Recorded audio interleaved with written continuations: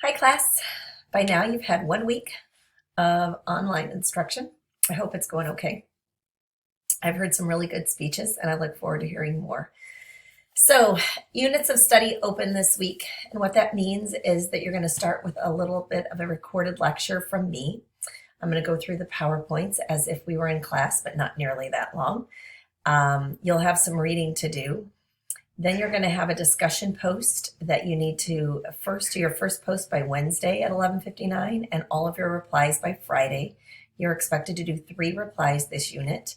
There may be more on the next unit because we're going to do audience analysis for our persuasive speeches.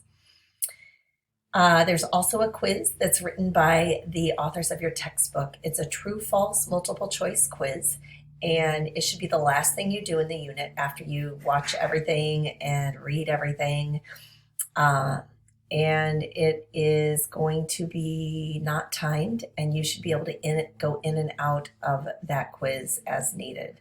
So shoot me an email. I'm planning to have my online Collaborate office hours from 1 to 2. And if you have not signed up for an informative speech time, it is late and you need to be emailing me immediately.